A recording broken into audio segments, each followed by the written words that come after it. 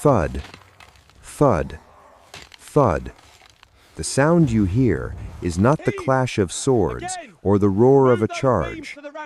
It is the dull, rhythmic impact of iron pickaxes striking hard French soil. The air does not smell of blood, not yet. It reeks of wet earth, freshly cut timber, and the nervous sweat of men working double shifts to dig their own graves. In 52 BCE, Julius Caesar committed the single greatest military gamble in recorded history. He did not just build a wall to keep the enemy in. He built a second wall to keep the rest of the world out. He voluntarily locked 60,000 Roman soldiers into a donut of death, sandwiched between 80,000 starving Gauls trapped inside the fortress and a relief host of nearly 250,000 warriors marching from the horizon to crush them. One break in the line meant total annihilation. Welcome back to World Chronicles. Today, we step into the mud and fortifications of the Battle of Alesia, the siege that decided the fate of France and the future of an emperor. By the winter of 52 BCE, the Roman Senate believed the war in Gaul was finished. They thought the barbarians were broken, pacified by 6 years of brutal campaigning. They were wrong. In the deep forests of the Arverni, a fire was kindled that would threaten to burn Roman presence out of Gaul entirely. That fire had a name: Vercingetorix. He was not the stereotypical, rage-filled barbarian of Roman propaganda. He was a young nobleman of the Arverni tribe, a calculated tactician who understood a fundamental truth. The Gallic tribes were losing because they were divided, and the Romans were winning because they fought as one machine. Through charisma, diplomacy, and an iron fist, he achieved the impossible, uniting the squabbling clans of Gaul under a single banner. He also understood his enemy. He knew that in a pitched battle on an open plain, the Roman legions were invincible. So, he refused to give them one. Instead, Vercingetorix waged a war of starvation. He unleashed a scorched earth strategy, ordering his own people to burn their farms, torch their granaries, and destroy their own villages to deny Caesar resources. The Roman columns marched through a wasteland, choking on the smoke of burning towns, their supplies dwindling with every mile. The strategy worked. At the Battle of Gergovia, Vercingetorix dealt Caesar a rare and humiliating defeat. Buoyed by this victory and believing he finally had the upper hand, the Gallic king withdrew his forces to the oppidum of Alesia. It was a natural fortress, a plateau protected by steep slopes and river valleys, considered impregnable by the standards of the time. Vercingetorix believed that perched high on these rocks, he could wait out the Romans or force them into a suicidal uphill assault. He believed he had trapped Caesar, but Vercingetorix had made a fatal calculation. He was fighting a general who did not play by the accepted rules of war, and he had misunderstood the terrifying nature of the Roman beast. Julius Caesar arrived at the foot of Alesia and looked up. Before him stood a plateau rising 150 meters above the valley floor, protected on two sides by rushing rivers and crowded with 80,000 Gallic warriors. Any other commander would have looked at those natural defenses, calculated the impossible odds of an assault, and retreated to winter quarters. To attack uphill against a force that outnumbered his own legions was military suicide. But Caesar did not retreat, nor did he attack. He simply stopped. He looked at the terrain not as an obstacle, but as a prison. If the Gauls wanted to hide behind walls, he would ensure they never left them. In a display of sheer tactical arrogance, Caesar ordered his legions to do what they did best: not fight, but build. The order went down the line to put away the swords and get the shovels. The Roman plan was a masterpiece of audacity. If he could not conquer the fortress with steel, he would strangle it with hunger.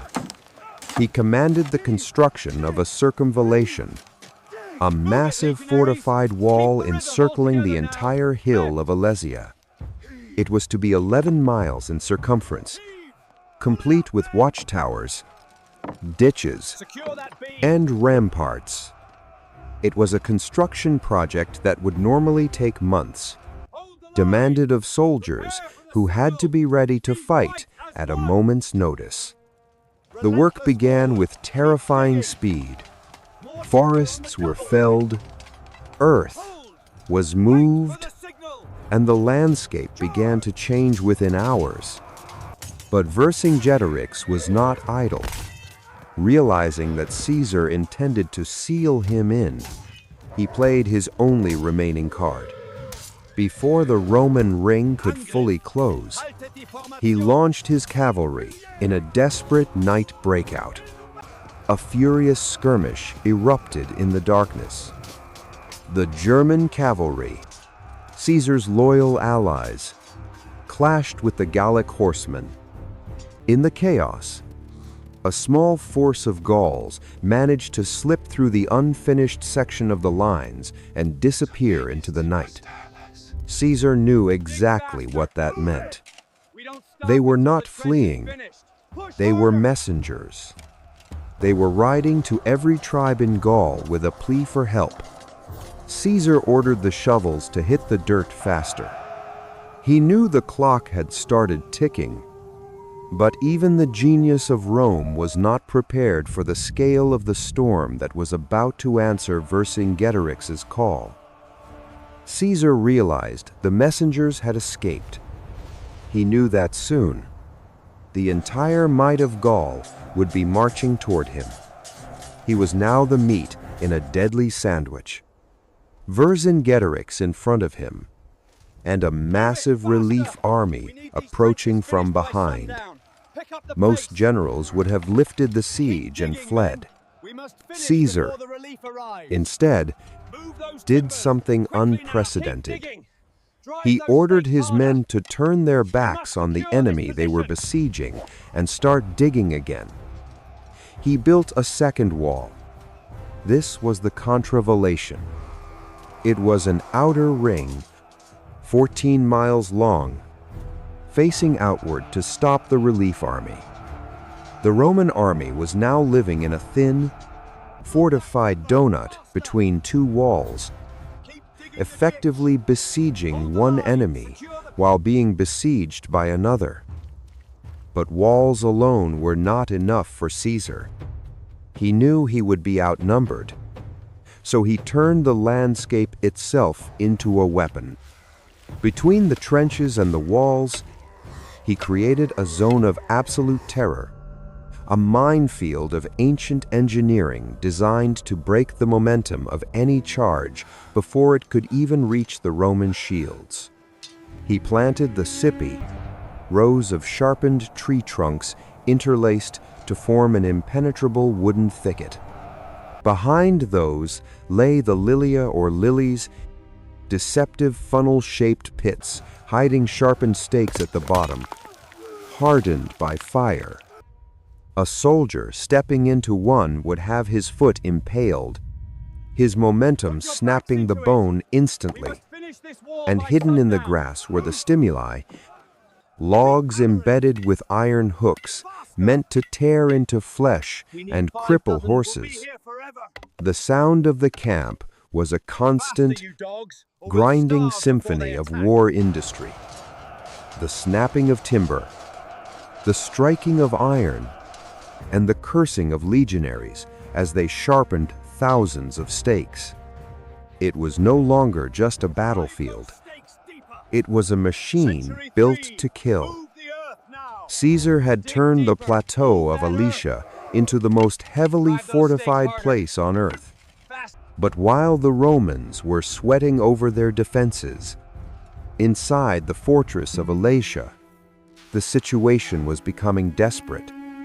The food was gone, and as the granaries emptied, Vercingetorix was forced to make one of the most heart-wrenching decisions in the history of warfare.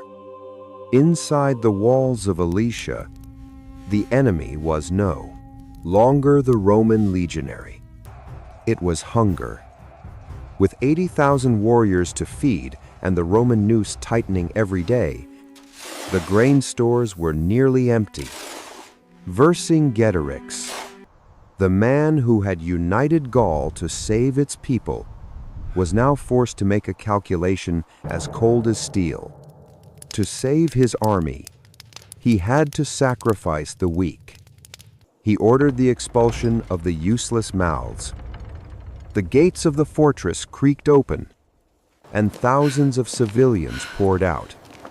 The elderly, the women, and the children of the Mandubii tribe, the very people whose town Vercingetorix was using as his fortress. They walked down the slope toward the Roman lines, believing that Caesar, a man who prided himself on his clemency, would let them pass to safety or take them as slaves. Anything was better than starvation. But as they approached the Roman fortifications, they found the gates shut. Caesar looked out from his ramparts and saw them not as refugees, but as a weapon. If he fed them, he depleted his own supplies. If he let them pass, he relieved the pressure on Vercingetorix. So, he gave the order to let them rot. The Romans refused to open their lines. Desperate, the Mandubii turned back to Alesia, begging their own warriors to let them back in.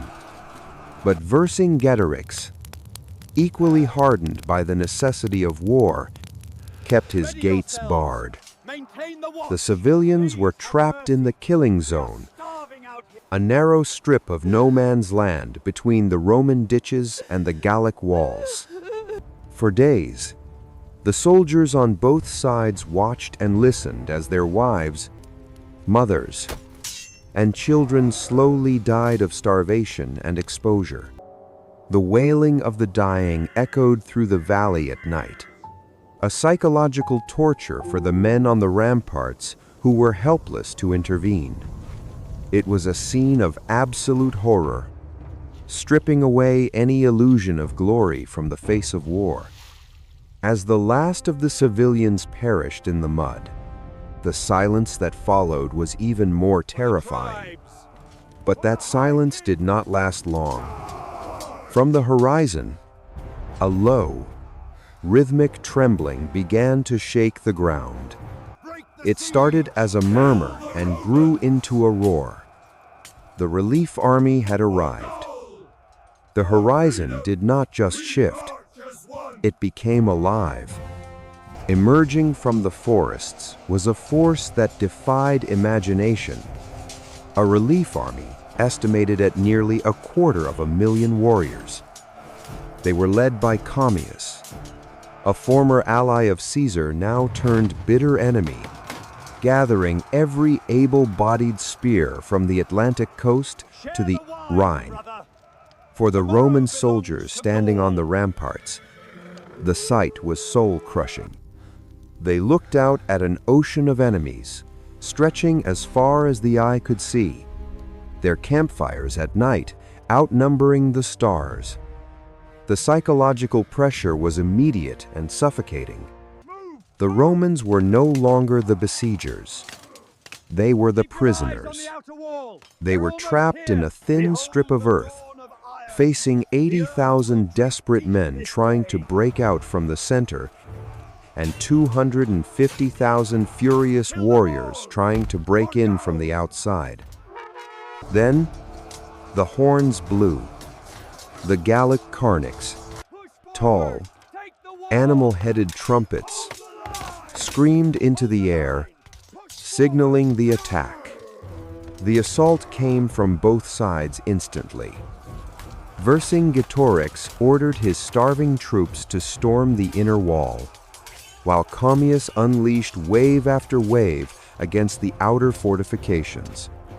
The noise was deafening, a chaotic wall of sound composed of war cries, clashing shields, and the thunder of galloping horses.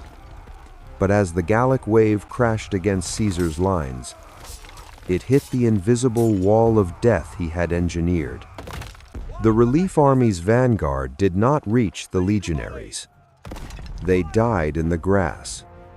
Horses screamed as they stepped onto the stimuli, their hooves shredded by iron hooks.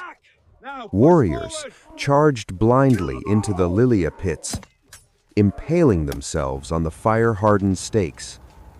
The Roman artillery, scorpions and ballistae, punched holes through the dense Gallic ranks before they could even throw a javelin.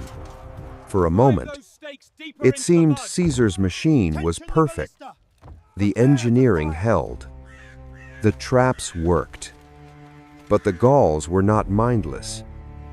They were observant.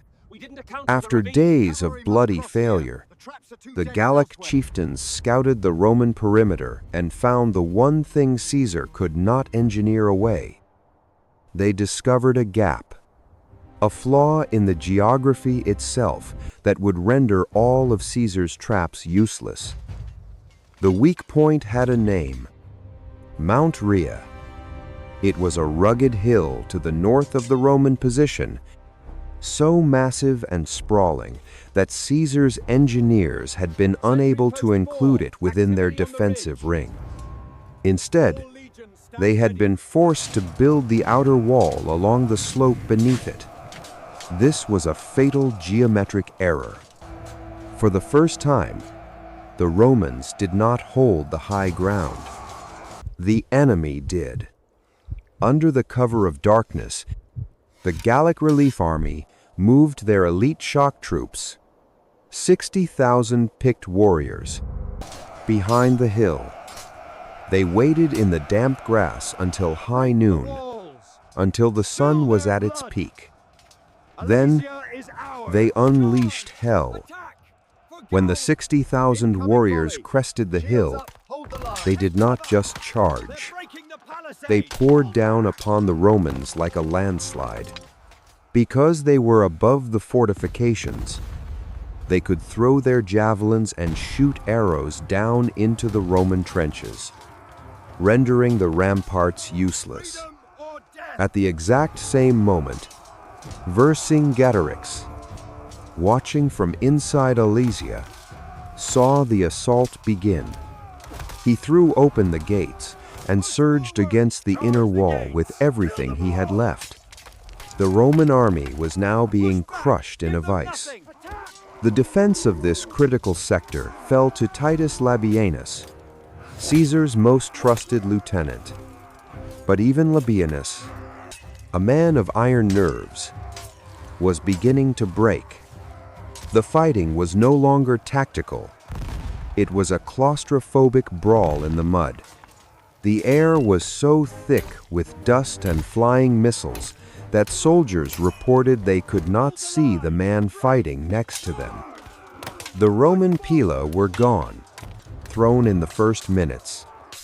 Now, it was short swords against long Celtic blades, shield smashing against shield, hour after agonizing hour. Messengers sprinted back and forth through the chaos, bringing Caesar the same grim report over and over. The lines are bending. The trenches are filling with bodies. "We cannot hold." Labienus had stripped every other section of the wall of its reserves. He had thrown every available cohort into the meat grinder at Mount Rhea, but the sheer weight of numbers was winning. The Gauls were tearing down the palisades, ripping up the stakes, and bridging the ditches with mounds of earth and corpses. The Roman line began to buckle. A breach opened. Labienus sent one final, desperate message to his commander. The barrier is broken. If help does not come now, the war is lost. Caesar read the message.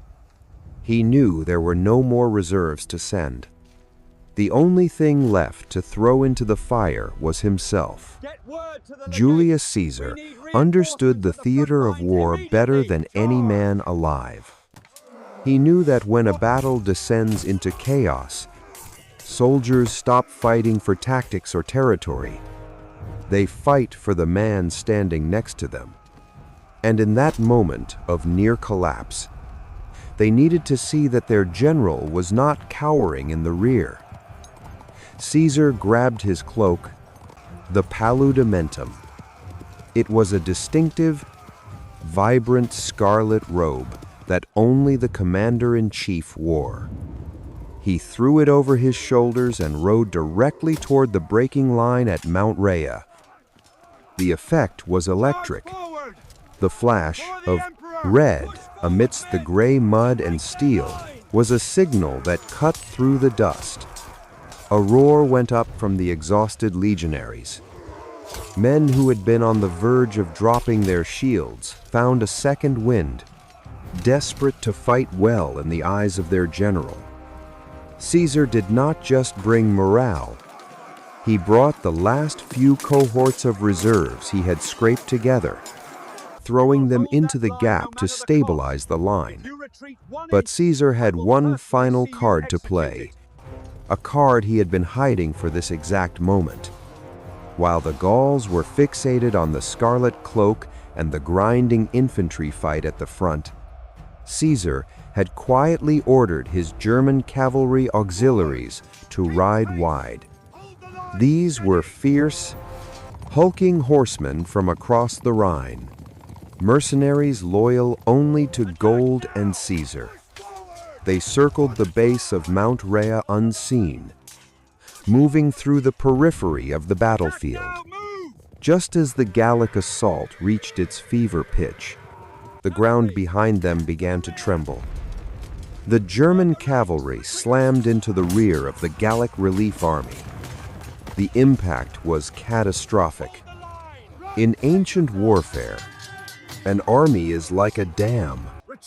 It can withstand immense pressure from the front, but if pierced from behind, it shatters instantly. Panic spread through the Gallic ranks like a contagion. The warriors at the rear, seeing the terrifying German horsemen hacking through their lines, turned to run. This panic rippled forward, causing the front lines to waver. The attackers became the hunted.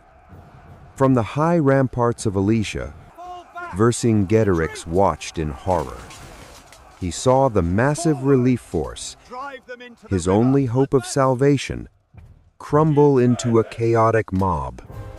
The Romans, sensing the shift, surged forward out of their fortifications, turning the defense into a slaughter. The relief army did not just retreat. It evaporated, scattering into the forests, cut down by the pursuing cavalry. Vercingetorix stood alone on the walls, looking out at the piles of dead. The screaming slowly died down, replaced by the ominous silence of total defeat. He knew the dream of a free Gaul had died in the mud below. All that remained now was to pay the price. The next day, the gates of Alesia opened for the last time. There was no charge, no war cry, only the slow, rhythmic clinking of horse tack. Vercingetorix, the king of the Arverni, and the man who had nearly broken Rome, rode out alone. According to the historian Plutarch, he was dressed in his finest ceremonial armor, riding a horse decorated with silver falerae. He rode circles around Caesar, who sat silently on his command chair, then dismounted. Vercingetorix stripped off his armor piece by piece. Helmet, cuirass, sword, and laid them at the feet of the Roman general. He knelt in silence. Caesar did not say a word. He simply waved a hand, and the guards took him away. The price of Alesia was staggering. Ancient sources claim that over the course of the Gallic Wars, 1 million Gauls were killed and another 1 million sold into slavery. The entire distinct culture of the Celts in Gaul was effectively decapitated. From the ashes of burnt villages rose Roman cities, Roman laws, and the Latin language, laying the foundation for what would eventually become modern France. For Vercingetorix, there was no mercy. He was dragged to Rome in chains, thrown into the darkness of the Tullianum dungeon, and left to rot for 6 years. He was kept alive only for one purpose: to be the centerpiece of Caesar's triumph. In 46 BCE, after being paraded through the streets to the jeers of the crowd, the man who united Gaul was quietly strangled to death. But the most significant casualty of Alesia was the Roman Republic itself. The victory cemented Julius Caesar's legend. He had done the impossible, and in doing so, he had forged an army that was loyal not to the Senate, but to him alone. The legions that dug the trenches at Alesia were the same legions that would, just 2 years later, follow him across the Rubicon River to march on Rome. The walls of Alesia did not just trap Vercingetorix. They became the womb from which the Roman Empire was born. The Republic died in the mud of Gaul, so that the Empire could rise. If you want to see how Caesar used this momentum to destroy the Roman Republic itself and turn his legions against his own country, please subscribe to our channel to relive those heroic chapters of history with us.